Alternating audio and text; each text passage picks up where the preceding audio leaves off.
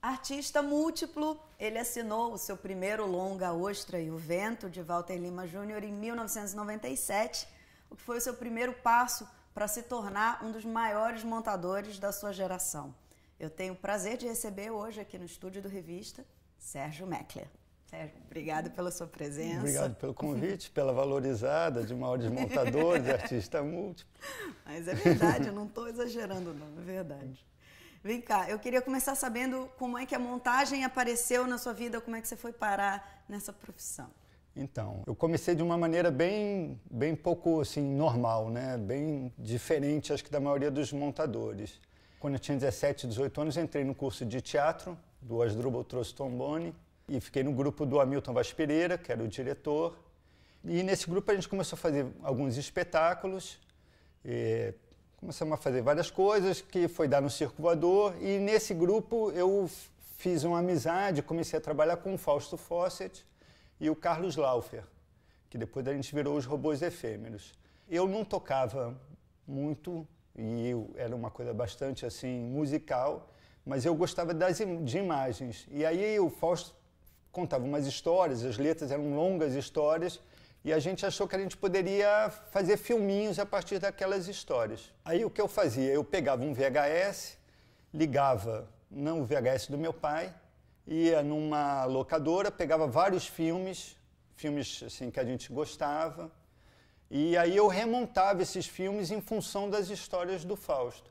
Eu ia colando, dando play rec nas cenas, e ficava operando esses vídeos ao vivo nos shows. Era tipo um VJ, só que aquilo Sim. não tinha ainda, aquilo era 80 e pouco, 83, 84. E foi assim meio que a primeira coisa de montagem mesmo que eu fiz. E aí, como é que você se profissionalizou? Como é que isso virou realmente a sua profissão? A princípio você entrou nesse curso, você queria ser ator?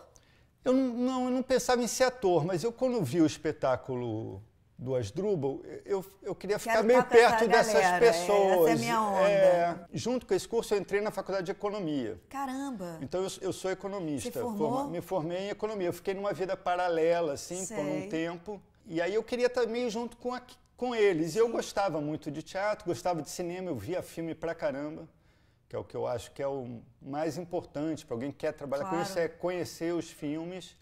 Mas você imaginava que isso seria a sua profissão? Não, nunca seria pensei o que nisso. Você ia fazer pro resto da vida? Isso foi bem por acaso, porque eu fui fazendo essa coisa com o Fausto, e aí eu me lembro que chegou uma hora que eu não tinha trabalho, estava na praia, e aí chegou um amigo meu e falou assim, eu tô largando meu trabalho de assistente de edição na Globotech, que era uma empresa da Globo que fazia publicidade. E aí ele falou, você quer ir lá pegar o meu lugar? Eu falei, eu vou, não estou fazendo nada, e fui para lá. E aí cheguei lá, o assistente de edição, na verdade, organizava o material, levava as fitas e tal, levava cafezinho para os caras, meio preparava toda a edição, mas você não fazia muito nada. Uhum. Eu me lembro que eu ficava pedindo, por favor, para editar um teste de elenco, para eu fazer qualquer coisa que eu mexesse assim nas máquinas. Aí eu fiquei lá um tempo e logo depois a Sandra Kogut e o Robertinho Berliner tinham uma produtora chamada ANTV. Eles foram gravar os shows que a gente fazia com o Fausto e aí me chamaram para trabalhar na produtora deles. Meu primeiro trabalho assim de edição foi, eles estavam fazendo um documentário sobre os Paralamas de Sucesso, que chamava Vê o Vídeo. E aí eles ficavam na ilha o tempo inteiro. E aí o horário da madrugada eles queriam que adiantasse algumas coisas, mas não tinha ninguém. Então eu fiquei com o horário de 4 da manhã às 10 da manhã para eu tentar fazer alguma coisa. Eu não sabia muito bem, mas eu ficava lá tentando experimentar. Ainda era edição linear, né? Era uma tica. Eu ficava tentando colar umas imagens. Aí eu me lembro assim, um dia que eu consegui fazer um negócio. Fiz um corte de uma bateria daqui para cá, e aí eles acharam legal. Eu falei, Aí eu fui pegando um jeito assim. E aí depois, o primeiro trabalho maior que eu fiz foi o African Pop, que era uma série musical para televisão, para Manchete, dirigida pelo Belisário Franca, e que o Hermano Viana era o roteirista e ele era meu amigo e me chamou para ir. Eu até fui bastante responsável, porque eu não tinha a menor condição de fazer isso. Mas aí eu fiquei montando em VHS com todo o material, eu ficava assim, tentando imaginar como seria o programa, sabe? Entendi. Tinha um roteiro, então eu fiz uma maquete. Estudo. Uma maquete de tudo para poder fazer, e aí eu fui fazendo assim. Incrível, incrível. E a música, de certa forma, sempre presente Sempre, também, né? Desde o primeiro. E aí, quando que aparece o Shelpa Fel? Que você tem esse grupo, que é com o Luiz Erbini e com o Barrão, né? Que vocês fazem som. Como é que vocês definem o som que vocês fazem? Não, o Shelpa, assim, é um grupo que faz instalações, né, musicais, e é um grupo de artes plásticas que está sempre assim, na fronteira, artes plásticas, música. A gente sempre trabalha com elementos musicais, começamos a tocar. Nenhum de nós é músico de formação, mas a partir do Shelpa a gente foi desenvolvendo uma técnica e um jeito de se apresentar ao vivo, de tocar, de usar instrumentos, ora instrumentos normais, assim, convencionais, como guitarras, teclados, e ora instrumentos criados pela gente mesmo. O Shelpa começou há 20 anos atrás, então a gente está em 2015, foi em 95. Eu já editava e sempre a música esteve muito perto, né? Eu fiz vários clipes, vários musicais. E até que chegou uma hora que o Flávio Tambellini me convidou para editar O Ostro Vento. Eu tive sorte, né? Porque sempre tem uns malucos que apostam, né? Que eu vou fazer alguma coisa que eu não fiz e aquele negócio naquela hora deu certo, né? E de que forma você acha que o seu trabalho, você leva o seu trabalho de montador para o Shelpa ou não? Ou de que forma esses dois lados eles conversam? Eu acho que o Shelpa, assim, tem uma coisa muito que é colagem, assim, é muito... Eu penso muito... colagem. São coisas que vão... Que teoricamente já tem a ver com o trabalho do tem a montador, ver, né? E os três trabalham com colagem. Eu sou o único que trabalha com colagem, assim, de cinema, audiovisual, mas o Barrão tem colagens das esculturas. É verdade. O Luiz, quando você vê os quadros dele, são imagens, imagens que não estão no mesmo lugar, que eles botam no mesmo espaço. Exato. Então, acho que nós três temos um pensamento meio ligado a isso, a colagem mesmo. E os discos são, não esse último, mas os anteriores são muito baseados em colagem, assim. O primeiro disco que a gente fez, a gente entrou no estúdio sem saber muito nada, e aí a gente começava a experimentar tudo que poderia se experimentar lá. E aí a gente gravava. O Chico Neves era o produtor, e a gente gravava, e a gente juntou um material muito grande, e a partir desse material a gente começou a editar para fazer as músicas. Então tem um processo que é parecido. O Shelpa tem uma coisa assim que é muito... tem choque, tem mais conflito. Não tem uma lógica tão objetiva quando você vai fazer uma narrativa, você está contando uma história, por exemplo. Nesses filmes que eu monto, né, a maioria dos filmes que eu monto, que são filmes comerciais, filmes para o cinema, assim, são filmes que você tem que... as coisas vão se encaminhando, assim, você vai meio conduzindo o espectador até chegar onde você quer, no final e tal. No Shelpa as coisas são mais chocadas, assim, tem coisas assincrônicas e às vezes aquilo entra e você não entende por quê, sabe? Tem uma coisa mais conflituosa.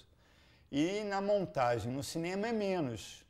Poderia não ser também, mas o tipo de trabalho que eu acabo fazendo sempre é mais. Tem até uma coisa engraçada que agora talvez vá juntar, porque a gente acabou de fazer uma instalação no Banco do Brasil que era chamado Sonorama. E essa instalação a gente filmou muito, a gente convidou, eram mais de 30 músicos, a gente criou um estúdio, a gente gravou tudo, a gente filmou tudo, e aí a gente está começando a querer, estamos pensando em, de repente, fazer um filme a partir disso. Obviamente. E eu vou montar provavelmente não sozinho, vou chamar a Luísa Marques, que é uma pessoa que trabalha com Shelpa e que monta também, a gente deve fazer isso junto. E no Shelpa também não tem muito essa autoria, sempre somos nós três, então eles vão montar também, igual eu interfiro nas outras coisas. Entendo. Acaba que é uma coisa que não fica, não é tão assinada por um. Sim, sim, é um trabalho mesmo coletivo. Coletivo, é engraçado, até porque eles falam, pô, você monta e no Shelpa você não faz isso, mas é porque no Shelpa, a gente fez um clipe agora do disco novo e eu não montei, Não? Foi a Luísa, Mas não foi uma escolha sua de não montar? Não, é uma coisa ali meio do processo do grupo, a gente faz meio junto, a gente fala, pô, então vamos juntar essas imagens, aí dá pra ela faz, aí a gente olha, fala, pô, vamos trocar isso, mas ela que montou, não fui eu. Entendi. E eu também acho que eu gosto de fazer outra coisa, de não levar, Entendo. sabe, disso. Sei, uma coisa, outra coisa. Não são levar meio, o seu trabalho de montador para pro... assim, tem uma coisa disso, mas no para que o seu olhar também não fique na frente, será que é isso ou não? Não sei se é preguiça também, não sei, talvez seja... Porque tem um documentário sobre o Shelpa também, que na hora eu fui começar a querer montar, e aí eu falei, pô, não vou conseguir fazer isso. E aí tava eu lá também, achei muito difícil. Entendo.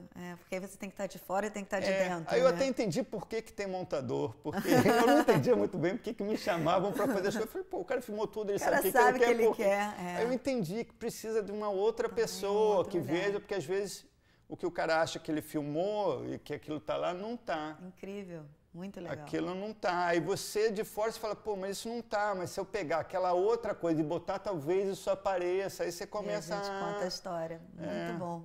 Interessante. Vocês, enfim, tem esse trabalho que mistura um pouco artes plásticas com música e tal. E você montou também o filme do Gustavo Moura, o Cildo. Montei. Que é sobre o Cildo Meirelles. É um filme mais experimental, que tem uns tempos dilatados, né? Que tem uma coisa... que também flerta com o próprio trabalho do Cildo Meirelles. Isso para o montador é uma liberdade também? Você também, na hora de montar, você teve também uma outra relação com esse filme, por ser um filme de um artista plástico, por ser um documentário? Foi um trabalho mais livre, pode-se dizer assim, ou não necessariamente? Não sei se mais livre, assim, mas é um trabalho... Pô, em primeiro lugar, achei uma sorte, né? Poder... conviver com esse material. Tinha ali muitos trabalhos que eu nunca nem tinha visto. Não, e o material bruto, né? Você poder ter acesso a isso tudo, eu achei tão incrível, achei tão maravilhoso. E muitas coisas que eu não conhecia, eu fui conhecer depois, né? Indo para Inhotim, que eu entrei pela primeira vez que eu vi o Através mesmo. Nossa, passei assim. mal. Que é lindo ali, né? Eu fui até esse fim de semana lá de novo. Assim. É muito importante. E a coisa do som. Mas não é que tivesse uma liberdade, mas tinha uma coisa muito... Sei lá, tem uma sensibilidade que eu acho meio próxima, assim. Sei. E o Cildo tem uma coisa com o som que eu me identifiquei muito, assim, né? Na hora de fazer o Babel, aí a gente recriou aquele som, os trabalhos dele de disco. E uma coisa que eu fiquei muito feliz com esse filme foi que quando o Cildo viu, ele falou que pela primeira vez, tem a ver com isso que você falou, ele se reconheceu nos tempos do filme.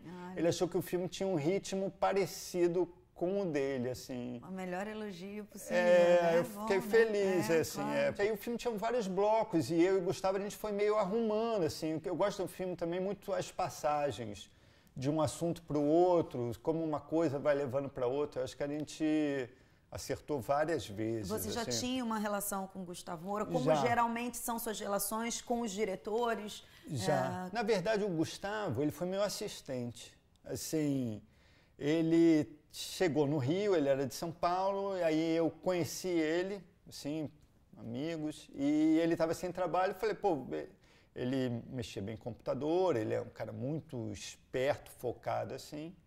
E aí ele estava sem trabalho, eu falei, pô, então vem fazer isso aqui comigo. Aí ele fez isso comigo, um pouco assim, aí chegou uma hora que ele arrumou para dirigir o filme, aí agora ele já fez outro e outro. A gente fez um roteiro juntos. Você escreve também? Não escrevo, mas eu li um livro do Kafka que chama O Desaparecido, e eu fiquei louco com esse livro. Aí eu falei com ele, pô, Gustavo, lê esse livro aqui. E aí ele se animou porque eu às vezes tenho umas ideias, mas não tenho muito... O ímpeto de produzir, de fazer, de levar adiante. Não tenho muito isso. Aí ele se animou e falou, vamos fazer. Aí ele colocou em um edital, conseguiu. Olha, ele conseguiu um dinheiro, aí a gente fez. Eu, ele e o Leonardo Leves. E aí até, sei lá, tem esse roteiro que está parado há um tempo, porque ele foi fazer outro filme, mas espero que alguma hora a gente consiga fazer o filme. Bacana. E você fez trilha sonora também. Você falou do Hermano, do Chico Neves, vocês trabalharam juntos no Deus é Brasileiro. O Deus é Brasileiro é um filme que eu montei com o Kaká, né? E aí depois, o Kaká chamou para fazer a trilha, porque sei lá, já estava muito dentro e eu já tinha posto várias músicas, a gente já tinha escolhido várias músicas. Você geralmente faz isso na montagem? Você já dá umas ideias, assim, musicais? Muitas vezes sim. Eu, às vezes, prefiro até não fazer, mas muitas vezes eu faço. Porque eu acho que pode amarrar muito para quem vai fazer a música. Geralmente, quando você coloca uma música de referência, assim, e ela já cai bem na cena, o diretor já fica tudo meio encaixado, é um problema para quem vai fazer a música depois. Pressão, né? É, uma pressão, e geralmente essas músicas aí tem uma orquestra incrível, que é tudo incrível. Impossível de você reproduzir. Que não vai fazer, não vai ter orçamento, fica um problema. Aí eu prefiro não, mas como o processo aqui às vezes a trilha vem muito depois, o cara que vai fazer a música entra depois. Aí, para você ver o filme, gostar do filme, entender o filme, às vezes você precisa colocar aquilo antes para você, até mesmo para definir os tempos. E eu sinto que isso acontece cada vez com mais frequência. No início era menos. O Walter Lima, quando eu fiz a Ostra, era seco, assim, a gente montava e o filme valia sem a música. A música entra depois para dar uma coisa a mais. Os tempos já estão definidos, tudo já está definido. Mas hoje eu vejo que as pessoas precisam de ter esse estímulo musical também, mais do que acho que talvez os diretores mais antigos, ou eu sinto que é uma coisa que mais contemporânea mesmo. Esse filme que eu editei agora, o Campo Grande, também é meio desse outro jeito. A Sandra Kogut, que é a diretora, que eu montei o Mutum também, o Mutum não tem trilha nenhuma. E a gente fez o filme todo seco, assim. E ela gosta de trabalhar assim, é um jeito que eu gosto também. Mas eu vejo que isso realmente é um problema para muita gente. Sim. E aí também, quando as pessoas acham bom de ter, eu tenho o maior prazer de fazer, porque eu gosto de música, conheço música. Que você conhece, que você domina também. Penso, Tem vezes que aí depois eu vou para o estúdio junto. Ah, legal. Legal. Com boa sorte, eu fui para o estúdio da Carolina Jabor, fui o Lucas Macier, que fez a trilha, eu tinha colocado várias músicas, assim, e aí quando chegou na hora de gravar, ele foi gravando e eu ia lá vendo, porque tudo tinha a ver com o que já estava colocado antes, e aí eu fui. Também gosto de participar das mixagens dos filmes, né? Que a mixagem é uma última coisa que ainda pode ajudar até, inclusive, a montagem. Claro, né? Com certeza. Você vê, às vezes, umas coisas que ficaram mais ou menos, fala, pô, vamos botar um som aqui para dar uma enganada, vamos dar um clima aqui, vamos dar uma ajustada. Uma lapidada, né, afinal, você dá aquela arrumadinha. E você consegue identificar algum gênero que seja mais fácil ou mais difícil de você trabalhar? Por exemplo, o documentário, onde você tem um roteiro que muitas vezes é modificado, né? Muitas vezes é um roteiro só insinuando algumas coisas, que não é um roteiro muito estruturado. Isso deixa o seu trabalho de montador mais complicado, é mais difícil de fazer ou não? Não diria que é mais complicado, eu acho que é um outro trabalho, assim. Mas, na verdade, numa ficção você interfere no roteiro também, né? Você vai interferir. Mesmo que você siga totalmente o roteiro, todas as cenas que estão filmadas e escritas estão lá, eu acho que só o fato de você começar num plano fechado de um ator e não do outro, ou num plano aberto, isso aí já vai mudando tudo. Você já está contando a história de uma outra forma. Você já está contando, se você a cena inteira, se a coisa inteira vai ficar naquele personagem, você vai esconder outra coisa, você já está modificando. Isso é uma coisa mais básica, assim, fora que a gente acaba invertendo ordens de cena, cortando diálogo, tirando sequências inteiras, né? E no documentário, aí eu nunca editei um documentário assim que tivesse um roteiro. Sempre tem-se uma ideia, né? E aí se filma aquilo tudo. Filma. E aí depois o editor e o diretor junto vão meio ver que caminho dá para aquilo. Geralmente comigo aconteceu assim. Mas é um trabalho que você interfere mais, será? Como montador, não? Você dá mais ideias, porque você tem um trabalho muito mais bruto, né? Sim. Muito mais... Você acaba podendo entrar de uma forma mais efetiva, você acaba fazendo o mesmo roteiro mesmo, assim. Por exemplo, um filme que nem o Contratempo, que é um documentário que eu editei, que foi dirigido pela Mini Kert e pela Malu Mader. Ali elas filmaram muito mais personagens do que os que estão no filme. Então, eu Esse com elas recorte aí, é a difícil gente, de o fazer. recorte foi feito na ilha, não foi feito antes. E Sim. seria um outro filme se fossem... Sim. Nós filmaram 12 personagens, acho que no final ficaram 5, 6. Aham. Se fossem os outros 5, seria outro filme. filme. E essa decisão é uma decisão tomada na ilha, né? Mas geralmente o trabalho do editor é também um trabalho solitário, certo? Sim, É. um trabalho que você fica muito tempo ali com aquelas imagens. Isso eu estou perguntando para falar, no caso das séries, você fez também, você coordena uma equipe para o Magnífica 70. O Magnífica não que eu coordene, tem 2 editores, eu e o Vicente Kubrusli. Aí a gente tá. ele fez os ímpares e eu fiz os pares, são 13. Por que essa decisão aleatória? Não? Foi uma questão de meio produção mesmo. Ele Sei. entrou antes, eu estava fazendo o Campo Grande da Sandra, ele começou, então ele começou no 1, eu comecei no 2, aí foi indo assim.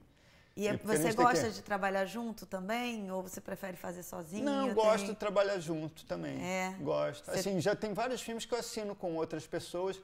Geralmente, no caso do Magnífica, nem são individuais. Cada episódio é assinado por um. Mesmo que ele use alguma cena que eu editei, eu usei várias cenas que ele editou, porque uma cena que era do 4 vai pro 3, essas coisas. Sim. Eu trabalho bastante com pessoas com quem eu meio que começaram comigo, sabe? Uhum. Vários editores que foram meus assistentes, que trabalharam comigo, vários depois fazem coisas comigo assinando junto. Tipo o Quito Ribeiro, que fez vários trabalhos comigo, a Moema Pombo, que fez o Los Hermanos, que foi assistente, trabalhou comigo, a Mari Becker, várias pessoas assim. E como é que você sente, Sérgio, essa passagem da película para o cinema digital? Isso altera muito o seu trabalho? Alterou. Né? Hoje em dia já não tem mais, né, praticamente, né? Ninguém filma mais em película. Não sei. O último filme que eu acho que eu editei de película, acho que foi o Heleno, do Zé Henrique. Alterou porque agora se gera uma quantidade de material absurda, né? Acho que isso é a maior coisa que eu vejo, assim. E é chato falar isso, porque eu também não gosto de ter um negócio para trás, assim, saudosista, mas virou meio uma coisa qualquer. Antes de gravar, já está gravando, entendeu? Então, antes daquele negócio valer, antes de falar agora vai, já está rolando. Então, é uma coisa... Perde um pouco da aura misteriosa. E pelo que eu vejo, não se ganhou muito, assim. Na ficção, acho que não se ganhou muito mesmo, assim. Barateia o custo para quem está fazendo. Não, digo... Né? Você fala de qualidade de imagem. Qualidade, sim. Assim, não se ganha um momento fresco, extra. Eu não vejo muito isso.